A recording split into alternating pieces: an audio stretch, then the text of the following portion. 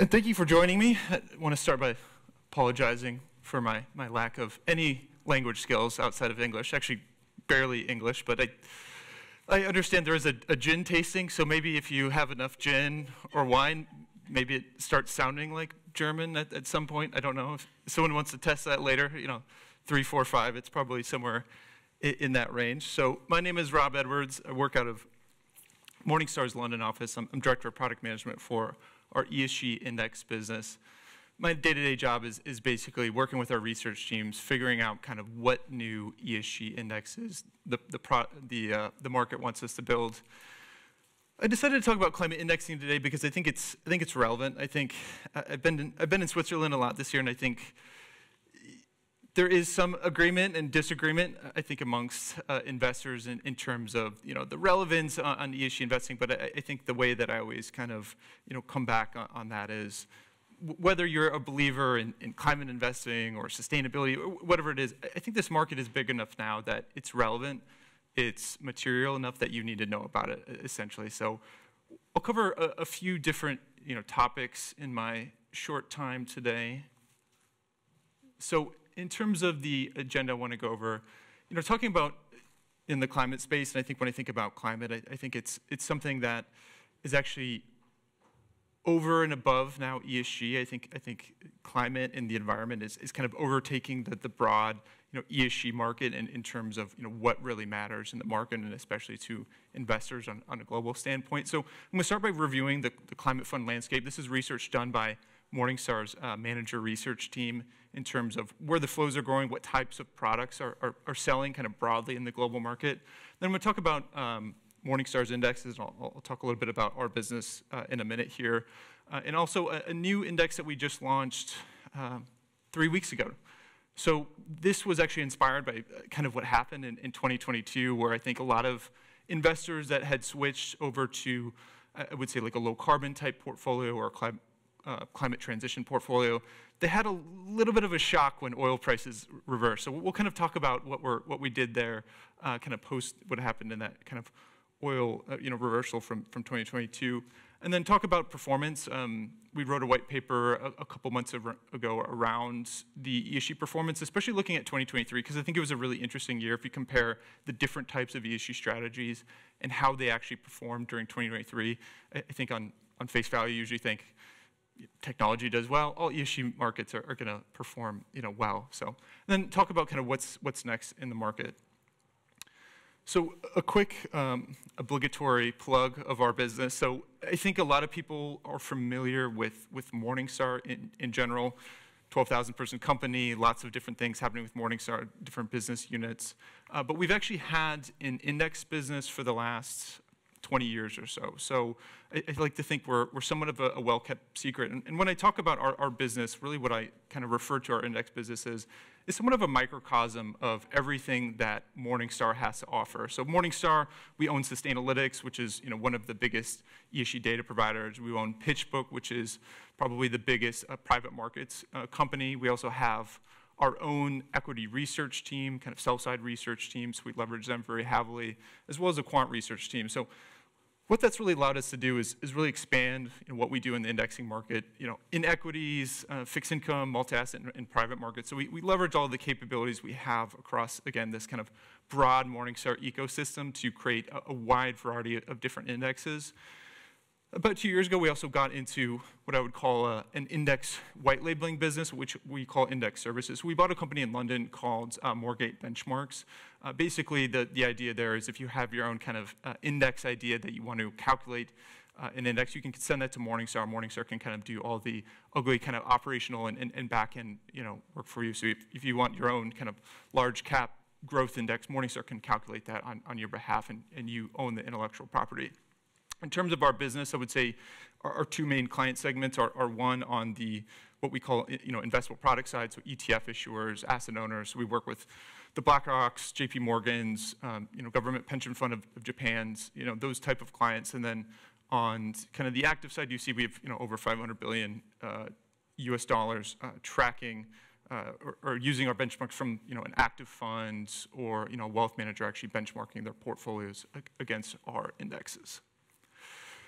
So jumping into a bit of the climate fund landscape, I think this is pretty interesting research, and we just updated it. I think we just released it last week, actually, the updated numbers through the end of 2023. So what we first started to do is looking at the whole market, and this is going to be encompassing basically what we can have publicly available information on. So mutual funds, ETFs, SMAs, things like that.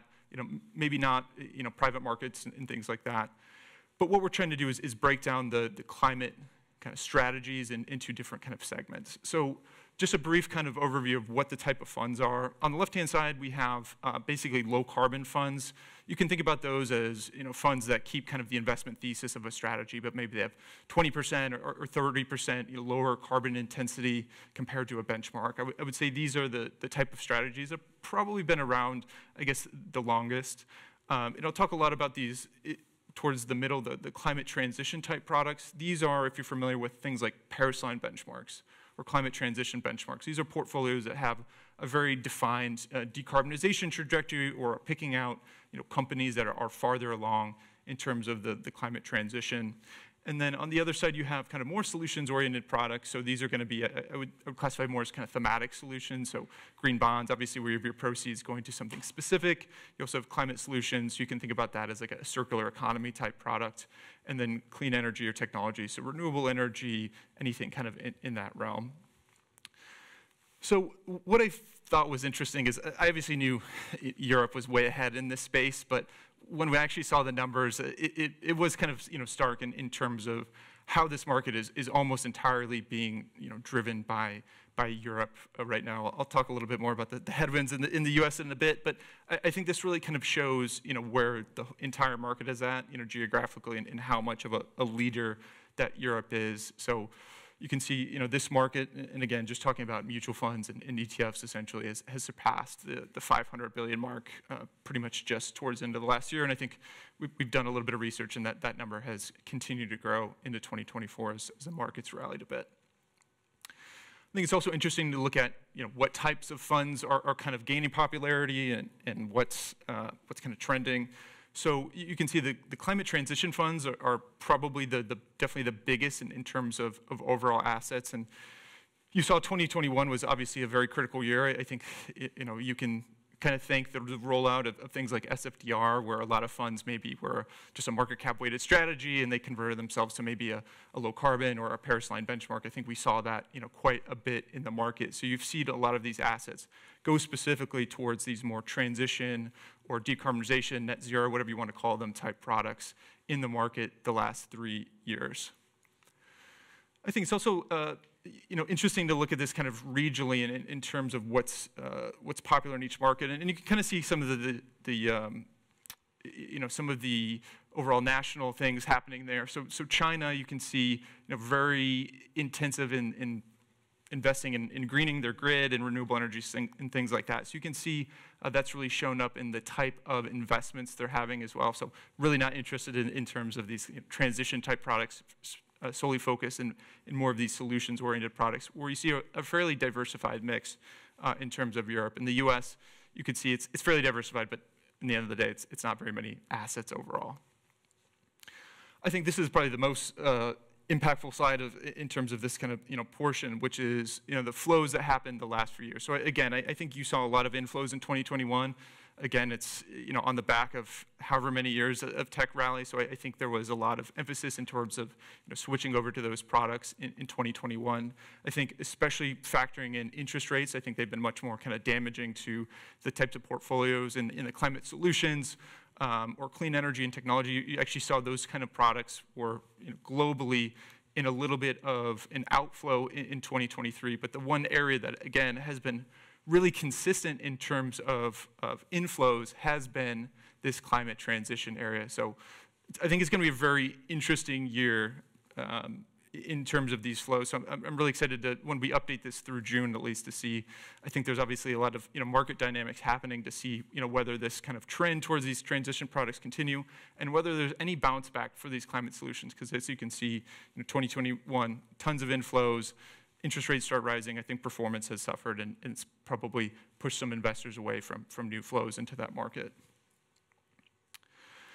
So I showed the same graphic earlier, but I like to show it again because we actually like to put our own indexes into these buckets because I think there's been a lot written about index providers and how many hundreds and thousands of indexes are out there in the market. So I think it's always helpful to have some sort of categorization into that market. So we use this kind of same thing, and I like to introduce the concept of tracking error just so people kind of understand where most of these indexes and portfolios will fit in terms of an investor's portfolio. So again, the low carbon ones, you'll have more lower tracking error, again, with the climate transition as well, something more broad-based. I think it's, again, can be a core holding in an investor's portfolio.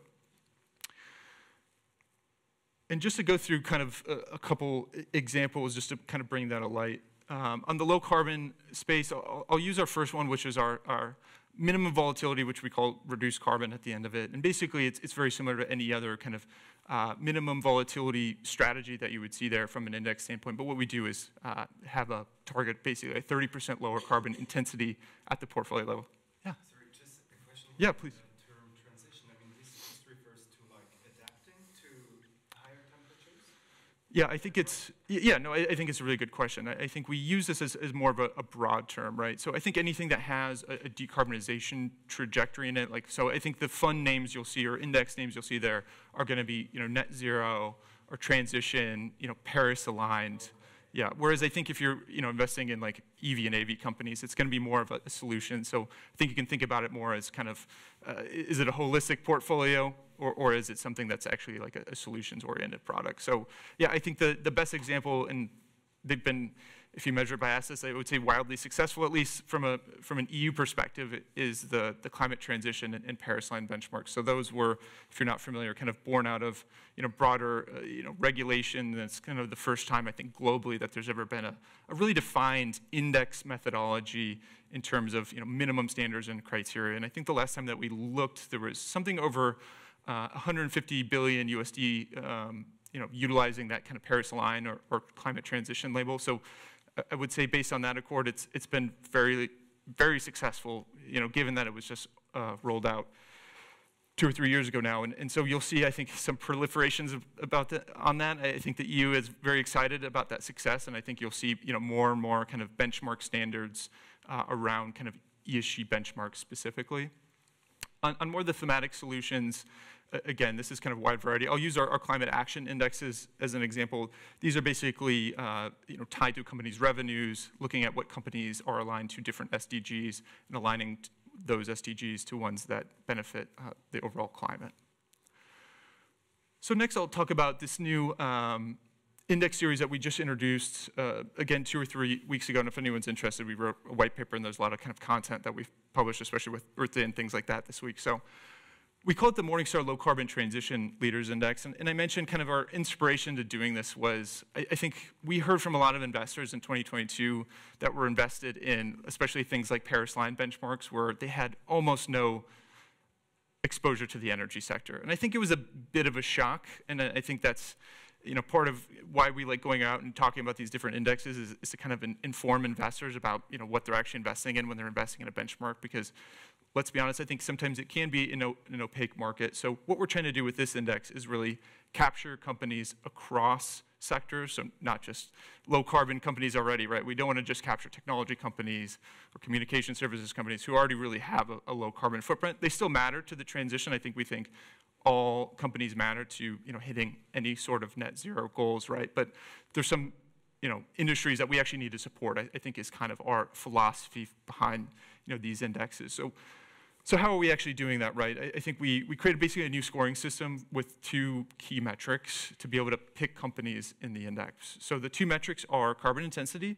So we're using scope 1, 2, and 3, scaled by enterprise value, including cash, which is similar to the Paris line benchmark. So you'll say, isn't that what everyone uses? I think, yes, that's very commonly used in a lot of carbon benchmarks, but it's only kind of half the story, right? So I think that gives us where companies are today, where have they been, it's somewhat of a lagging signal, right? So that's 50% of it. Where are they at right now compared to their peers?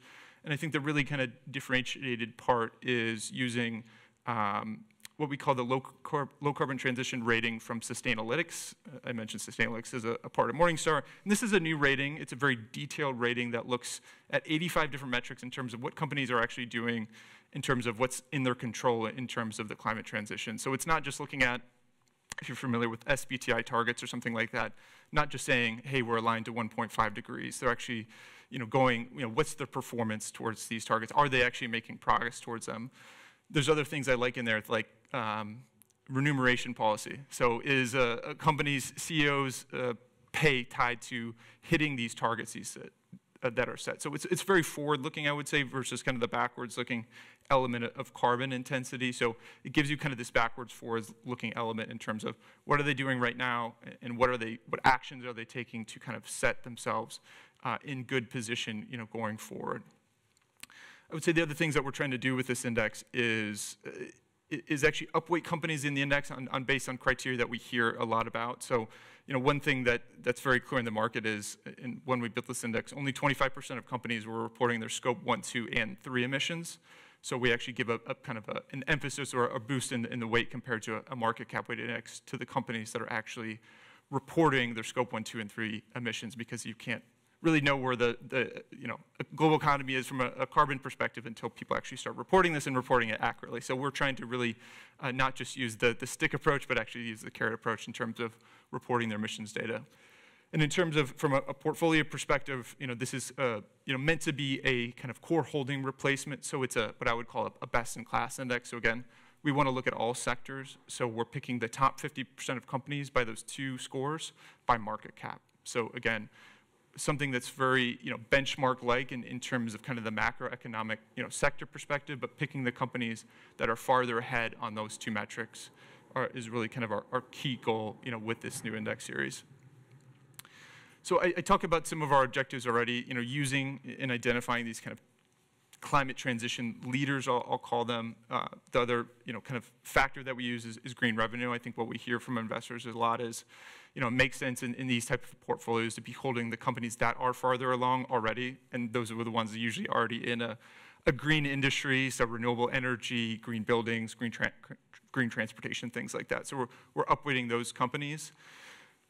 One thing I think it would be different than a lot of these other portfolios is we're not targeting a specific reduction in carbon intensity, because we feel at times that can be kind of a random guessing game in terms of what are you actually targeting. So we actually have lower carbon footprint at the portfolio, but we're not targeting one. So when we ran kind of the back test and simulation of these indices, depending on the region, we saw we had about 20 to 40% lower carbon intensity on a portfolio level. And I mentioned we're not reducing tracking. We don't have a tracking our budget, maybe of like 50 basis points or something, but we're trying to reduce tracking our overall by basically, again, keeping kind of that sector exposure similar to a market cap weighted index.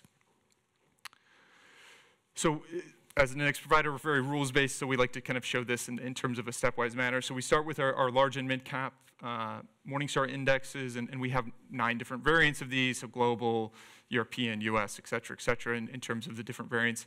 And then we do, like many of our other indexes, I would say ESG-based exclusions, but they will actually, in terms of these exclusions, look quite different than a lot of other, I would say, climate or environmental focused benchmarks, where our goal is to not, again, exclude the entire energy sector. The only energy exclusion we're doing is thermal coal extraction. I think most people agree that that's an industry that's hard to actually make kind of transition friendly, versus other spaces of the market. But we also do, things like controversial weapons, UN Global Compact compliance.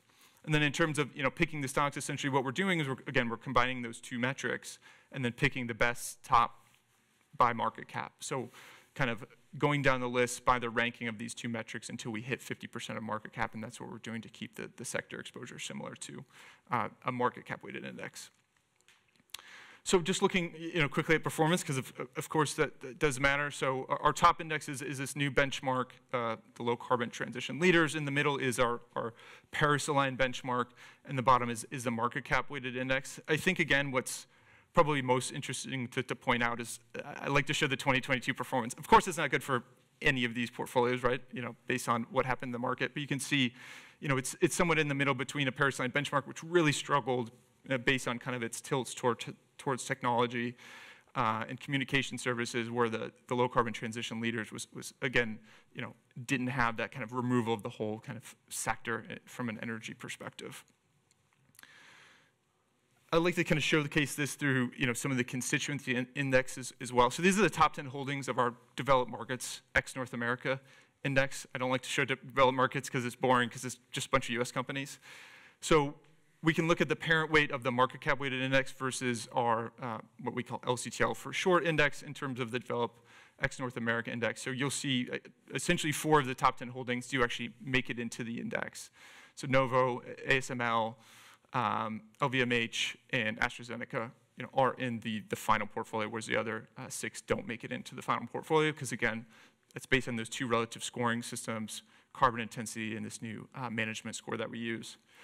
And so we like it that way, too, because we're just looking at 2 metrics. It's not really crazy, sophisticated ESG thing where there's lots of different levers being pulled. You can go to a company that's not in the index or isn't in the index and say, these are the 2 areas that you need to improve if you want to make it in the index. So hopefully it's simplifying that story overall from a selection perspective.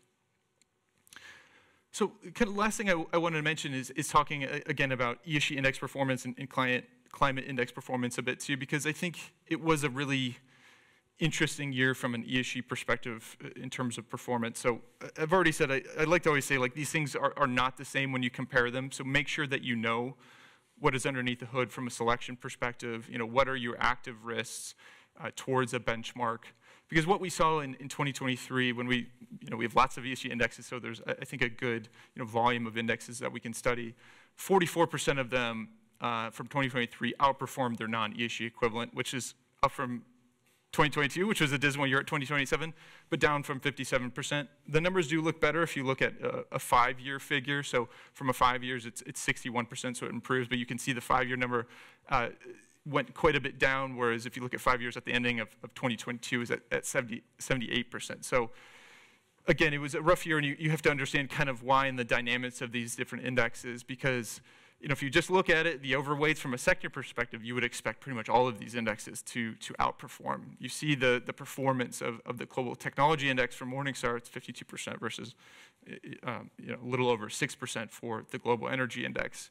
So if you just look at the sector perspective, so these are dismal colors, I'm sorry about that, but if you look at technology, purple is the large and mid-cap index, red is our Paris-aligned benchmark, and yellow is our global sustainability, which we use pretty much a consolidated ESG risk score from Sustainalytics on. So looks at not just environmental, but also social and governance issues from I would say, a financial risk perspective. You would say, they should outperform, right?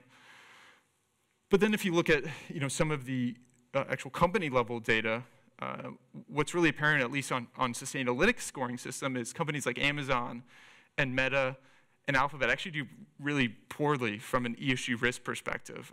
I think Meta is, 98th out of 99 in their industry from an ESG risk rating perspective. So those companies aren't getting selected. So obviously they had banner years of performance.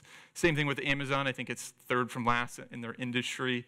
And I think Alphabet and Meta both were not even qualified for the index because they had severe ESG controversies around data privacy and security.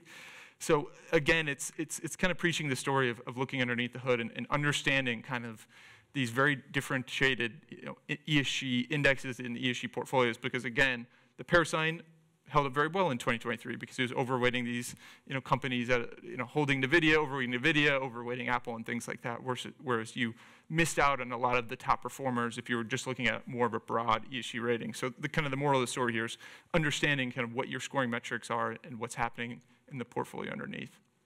This is just a quick snapshot of the table from the white paper that we wrote on the performance. You see a lot of red from, these are, again, the broad indexes that use the ESG risk rating as a selection criteria, whereas you look at our Paris-aligned and climate transition benchmarks, and obviously a much stronger year from a performance standpoint just because of, again, the overweighting from companies that are low carbon intensity.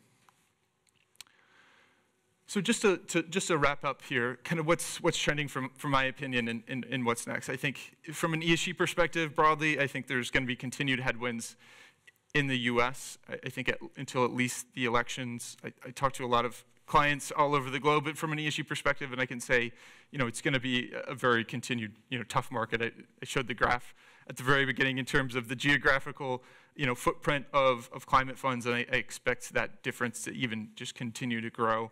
While I think the U.S. kind of sorts itself out, you may have seen that they even pushed back on some kind of, I would say, low-level climate regulation from an SEC perspective. So I don't think anything is changing there until, again, November, when there's a big U.S. election happening.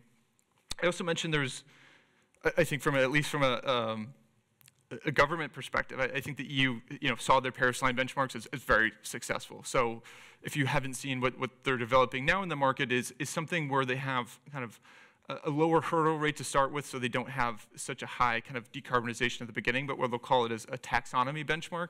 So this is going to be kind of the second version of a regulation that's going to set the minimum standards for a new benchmark, which they're using kind of taxonomy data, so companies that have revenue tied to the EU taxonomy alignment basically built into that index. So that's going to be coming down the pike as well. And then again, every survey that we send out, especially, we do an annual survey with asset owners and other kind of providers, climate is still king. Again, climate, is the #1 topic from an ESG perspective. And you'll see more kind of focus on things like biodiversity, and again, moving away from things like just using emissions to more, physical risks, transition risks. I think moving away from more kind of hypothetical, theoretical products, and again, moving to more things that are easier to manage and measure, and things that are a bit more tangible to investors. So that's it for me.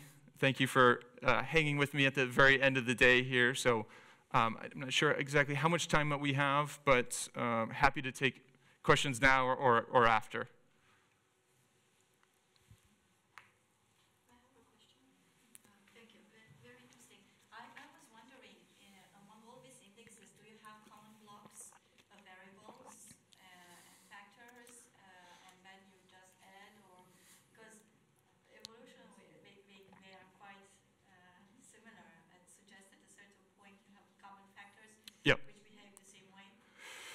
Yeah, I think, I would say the only commonality that we have really is we're trying to start with a very similar baseline of exclusions. So I think, the things that we can't agree on, I think, are like controversial weapons, UN Global Compact. I mean, I think as an index provider, we're obviously, we're working with primarily clients in Europe, but, we work with, places like Japan and the US, and I think they're going to have very different kind of opinions in terms of like what those metrics are. So we try to have a baseline, but I think it's evolving so quickly. It's very difficult to have a standard, and it comes down to what you're trying to achieve. We have these ESG risk ratings, which are very much focused on the financial risk side of ESG, and then you have climate, which is very much focused on that. So I think it's going to be hard to standardize. I think there's just too many different kind of opinions and wants from the market until, maybe things come together. But I think we're still quite a ways away from that. Thank you. When it comes to biodiversity, how far away are we from building solutions? Yeah, so when it comes to biodiversity, I think if I had to put a guess on it, probably about 2 years. I think, last year there was the task force for nature-related financial disclosures that came out and was finalized. I think it'll be a while until you can actually properly manage it. I think it's a very complicated topic. I think nature is probably going to be maybe the most, I don't want to say controversial, but complex topic to measure when you think about all the different things involved in nature in terms of natural habitat risk, maybe having to use like geospatial data to understand where companies' like footprints are from a nature perspective. So I think we're a ways away from things that are comprehensive. We've actually stayed away from making any biodiversity products in the market because we've seen what's out there, and I think it's very risky and limited in terms of what's been put out in the market, and not very succinct with actually what needs to happen.